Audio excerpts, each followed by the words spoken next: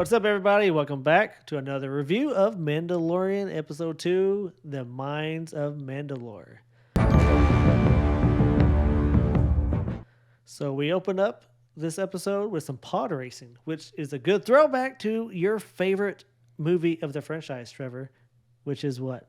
Pod racing was in the Phantom Menace. Yeah, which is your favorite.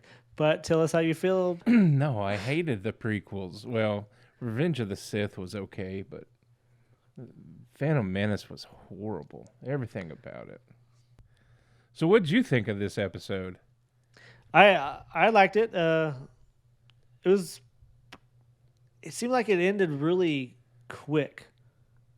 A lot of it didn't make sense to me either. There's a lot of things he did in this episode that didn't make sense to me. What didn't make sense to you? For one, well, hold on. For another, I felt like he was almost weak in this episode. He was doing a lot of things that didn't make sense. And the first thing that didn't make sense to me was why, when he lands on the Mandalore planet, he sends the droid 20 miles where he can't see it no more. Right? Well, why can't he just get the simple as soon as he gets out? That didn't make no sense to me. Right? Because whenever he gets the droid. Well, no, he wanted him to go to an opening to get samples of what's under, because they have to go underground. Yeah, it could be. It could be fine right there on the surface where they landed, but you go to that cave or that entrance and go down because everything is below that crystallized stuff now. So he has to go down, and that's why he was getting sampled there. Oh, okay. Because whenever he brought him back, he's like, "All right, give me that sample," and then that's when I'm like, "Why?" Yeah, because he went down in there where those that makes sense. Were. Yeah. All right, that makes sense. The other things that bothered me was, for one, he gets captured. Right, but which was okay. I understand the first time. But the second time, he just goes into the little lake and just drops straight down, like a rock. And then, Bo-Katan has to jump in and save him. She doesn't have any indication to tell him, "Hey, there's a big drop off there." She said she used to swim in these things. Well, she might not have known it. I don't know. To me, you forget that this planet was bombed with numerous nuclear bombs. Stuff could happen. Yeah, I guess. I don't know. It just didn't. It seemed like he was always in danger to me. Yeah, it came to I thought once for a second, did the armor just set him up to go there to kill himself? The Mandalorian lady that makes his weapons. Oh, yeah. Okay, I got you. Yeah. There you go. Well, I don't think she had any intentions of him coming back from there. So yeah, no, that's what I was thinking. She's just setting him up to kill himself. Yeah, because you saw all the other helmets that were just laying there everywhere from that little machine that was just killing them.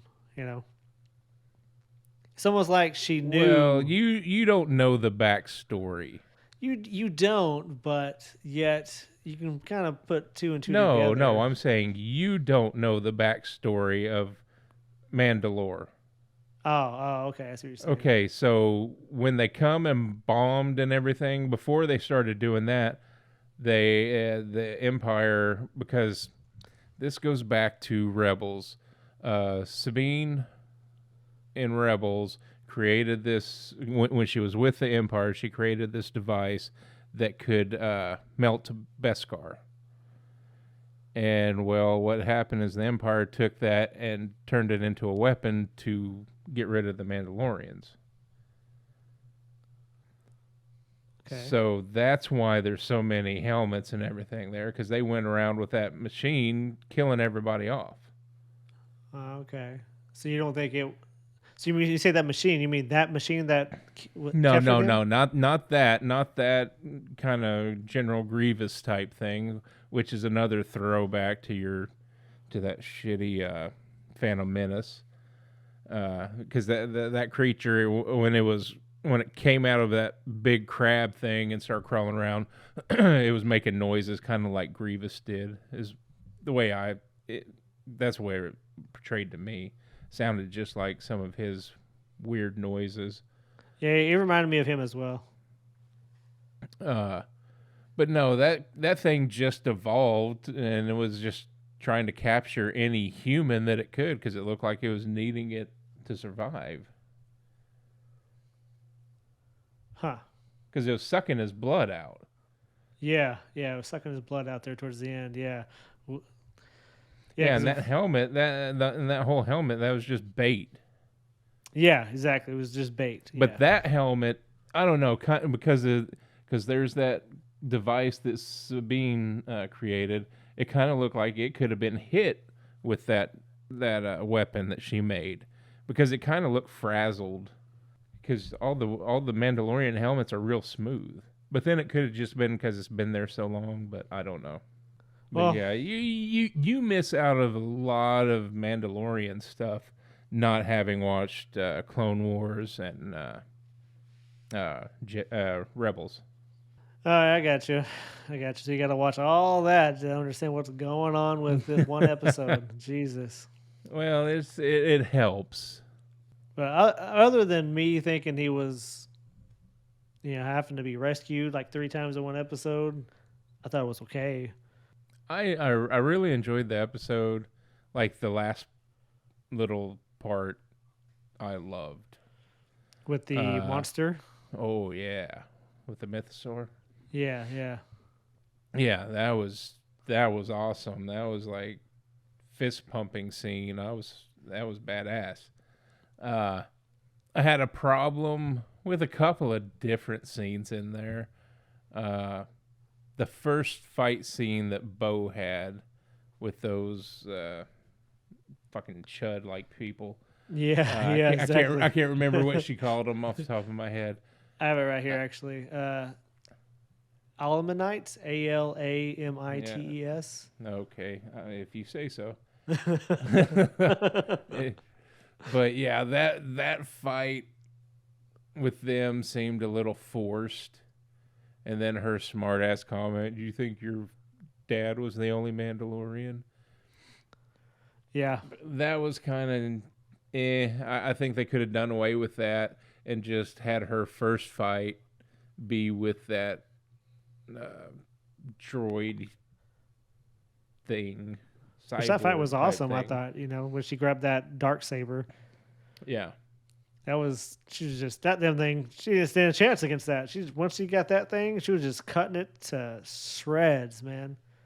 Yeah, that was pretty neat. But yeah, the best part for me was when after Din falls down in the waters and sinks to that abyss, and she goes, which that was another thing that kind of threw me off. She jumps in the water and hits her rocket pack. Really? Yeah, that's what made me think she knew how deep the water was, because she just jumped right in with her rocket pack, and when she sees the monster, though, she kind of freaks out. But I don't know, him just falling straight down, you think he would be like, hey, I have my rocket pack. Oh, no, he took his rocket pack off, didn't he? He took everything off. Took it off, yeah. Yeah, so imagine how heavy that is when he walks. Maybe that's why he just went straight down to the bottom. Like a rock. But yeah, it seemed a little far-fetched because she's going down with a rocket and he's just kind of floating down. She should have caught up to him pretty damn quick, but oh well. Yeah, exactly. You gotta. So the theory is he's gonna be riding that. He's gonna tame that Mythosaur. creature. Yeah, the Mythosaur. Well, yeah, because the armor even mentioned that the rise of the Mandalorian's gonna be when somebody brings the Mythosaur back. Yeah, raises them. Which would be pretty cool. But is it gonna be him or is it gonna be Bo? It's gotta be him. You think?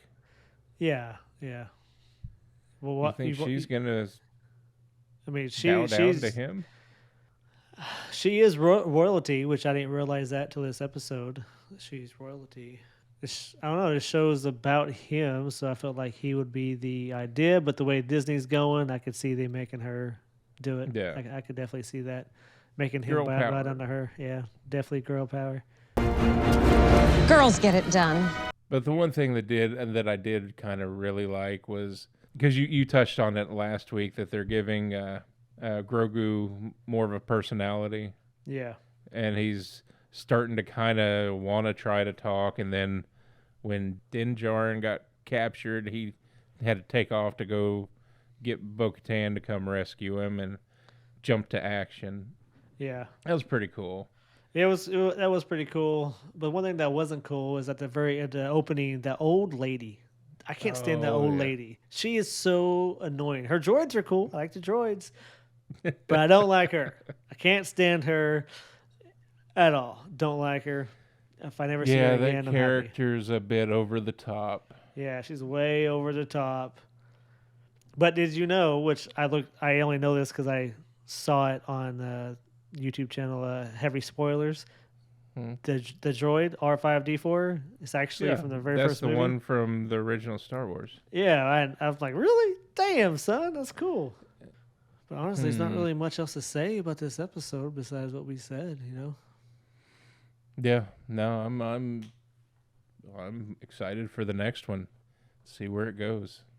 Yeah, I'm definitely liking it. I did finish the second season of Mandalorian, so I am. No, did you? Okay. Yeah.